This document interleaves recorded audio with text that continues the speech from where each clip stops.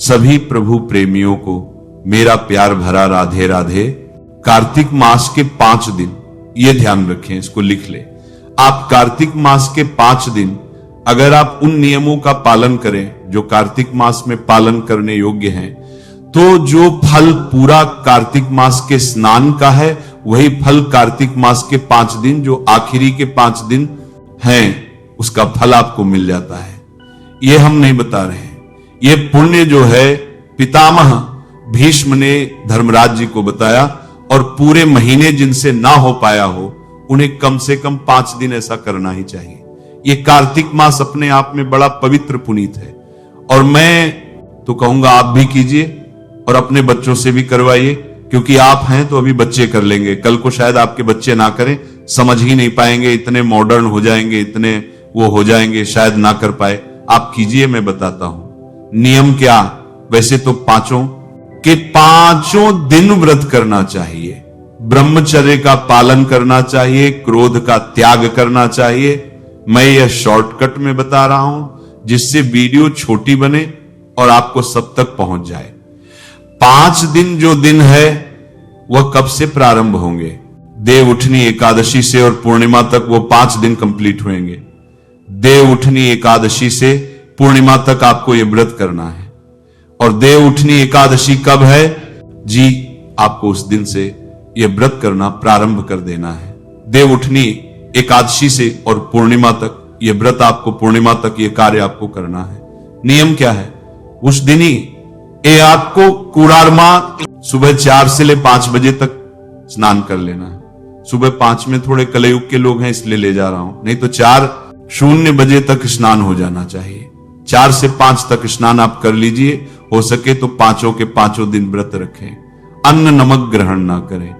अगर लगे कि हमारे जीवन में कोई ऐसी समस्या है, रोग है, या हम इतना नहीं रह सकते, तो एक समय भोजन रह के भी कर सकते हैं, वह भी ना हो, दोनों समय भोजन कर ले, लेकिन सात्विक करें। इन 5 दिनों में प्याज लहसुन भी इन्वॉल्व नहीं होनी चाहिए आपके घर में, ठीक है? यह भी नहीं, प्याज लहसुन नहीं इन्वॉल्व होनी चाहिए। 5 के 5 दिन अगर आप चाहो नहीं, चाहना ही चाहिए। एक ब्राह्मण को नित्य भोजन कराकर आप भोजन करें, गौ को चारा खिलाकर ही आप जो है भोजन ग्रहण करें, पक्षियों को कुछ खिला दे तो कुछ करें। और जितना अगर यह संभव नहीं है कि 5 दिन हम कंटिन्यूस ब्राह्मण को बुलाएं, तो आखिरी के दिन, पूर्णिमा के दिन हम 5 ब्राह्मण बुलाकर अपने घर में भोजन करा सकते हैं। 5 दिन करने की बजाय हम 1 दिन में ही कर सकते हैं। ब्रह्मचर्य का पालन अवश्य करें। ये 5 दिन जो है पितामह भीष्म ने धर्मराज जी को बहुत बड़ा उपदेश दिया था। ये उपदेश 5 दिन तक चला था। ध्यान से सुनना, ये उपदेश पितामह भीष्म ने धर्मराज जी को दिया था, और धर्मराज जी को यह उपदेश 5 दिन चला था, और पितामह भीष्म आजीवन ब्रह्मचारी थे। ये आप सब जानते हैं। और इसीलिए भगवान श्री कृष्ण ने यह कार्तिक मास के यह 5 दिन जो है, यही 5 दिनों में उन्होंने यह उपदेश दिया था। तो यह 5 दिन पितामह भीष्म को श्री कृष्ण ने अर्पण कर दिए, और कहा कि आज से कार्तिक मास के आखिरी के 5 दिन जो भी व्रत करेगा, जो भी नियमों का पालन करेगा, जो फल पूरे कार्तिक के स्नान का मिलता है, वह फल उनको इन 5 दिनों में मिल जाएगा। तो पितामह भीष्म आजीवन ब्रह्मचारी थे, इसलिए इन 5 दिनों में ब्रह्मचर्य का पालन करना चाहिए। उन्नता प्राप्त पृथ्वी पर शयन करना चाहिए, झूठ नहीं बोलना चाहिए, देवी देवताओं की पूजा नित्य करनी चाहिए, स्पेशली तुलसी, आंवला और बेलपत्र, इन वृक्षों की पूजा करनी चाहिए। तुलसी हमारे सनातन में बहुत पूजनीय है, इसलिए तुलसी के बिरवे के पास जो ये व्रत करें, उन्हें सुबह शाम दीपक जलाना चाहिए। घी का दीपक, शुद्ध देसी गाय के घी का दीपक, भैंस का नहीं, आपके यहां बाजार का घी आता है। और ये प्रॉब्लम है, हमारे कहने से 10 दीपक जलेंगे इन 5 दिन में, सुबह शाम एक राइट, तो आप 10 दीपकों में कितना घी लगा दोगे? 200 ग्राम, 300 ग्राम, इससे ज्यादा तो नहीं, 300 ग्राम नहीं, 200 ग्राम ही घी ले आओ, लेकिन वो शुद्ध लाओ और तुलसी मैया के आगे सुबह शाम वो दीपक जलाओ। बाद में एक दीपक मंदिर में भी जाकर जला सकते हैं। आप भगवान विष्णु का कोई मंदिर हो, कृष्ण जी का कोई मंदिर हो, राम जी का कोई मंदिर हो, जब संध्या का समय सूर्यास्त हो रहा हो, उस समय जाकर आप वो दीपदान कर सकते हैं।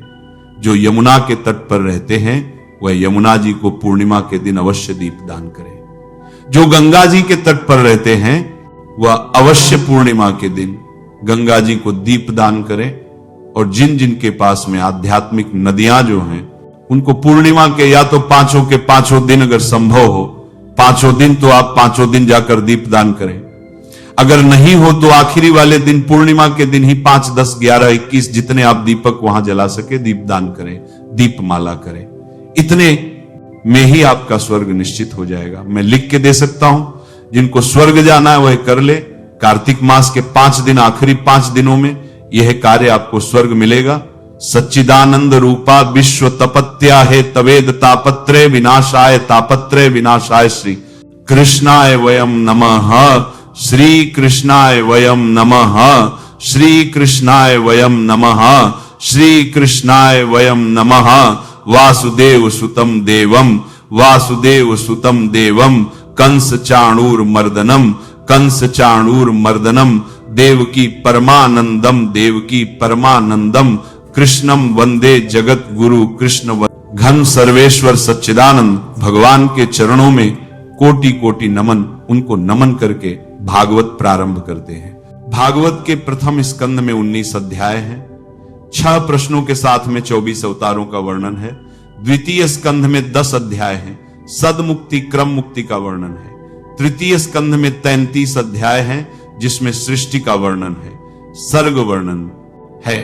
चतुर्थ स्कंध में 31 अध्याय हैं जिसमें स्थान शक्ति लीला का वर्णन आता है। पंचम स्कंध में 26 अध्याय हैं। षष्ठम स्कंध में 19 अध्याय हैं जिसमें पोषण लक्षण लीला का वर्णन आता है। सप्तम स्कंध में ऊती लीला का वर्णन है जिसमें 15 अध्याय है।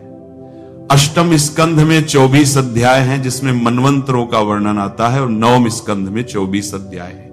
ईशान शक्ति लीला का वर्णन इसमें आता है। दशम स्कंध में 90 अध्याय है। निरोध लीला का वर्णन आता है। एकादश स्कंध में 31 अध्याय है। मुक्ति लीला का वर्णन आता है। द्वादश स्कंध में 13 अध्याय हैं जिसमें आश्रय लीला का वर्णन आता है। इस तरीके से 18 शून्य श्लोक है, 12 स्कंध है, 335 अध्याय हैं। इति संपूर्ण श्रीमद् भागवत।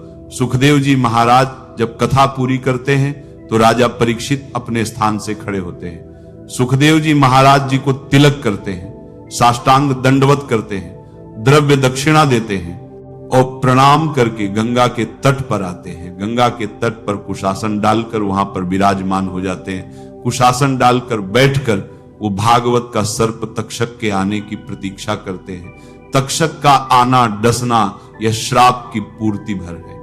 और राजा के प्राण तो उसी समय भगवान में समा गए जिस समय श्रीमद् भागवत संपन्न हुई। बोलिए भागवत महापुराण की भागवत का अंतिम श्लोक याद करें। सभी उच्चारण करेंगे उच्च स्वर में। नाम संकीर्तनम यश, नाम संकीर्तनम यश, सर्व पाप प्रणाशनम, सर्व पाप प्रणाशनम, प्रणामो दुख समन, प्रणामो दुख समनतम, नमाम हरिम परम तम, नमामि हरिम परम तम, नमामि हरिम परम तम, नमामि हरिम परम। श्री व्यास जी महाराज ने अंतिम श्लोक में लिखा है, अरे मनुष्य, कलिकाल में जितनी सरलता से तुम्हारी मुक्ति हो सकती और किसी युग में नहीं हो सकती है। बत्तींतराल से नहीं मुक्तिंतम के 7 से अंतिम श्लोक में लिखा है, नमः शिवाय, जय गणपति देवा, राधे राधे।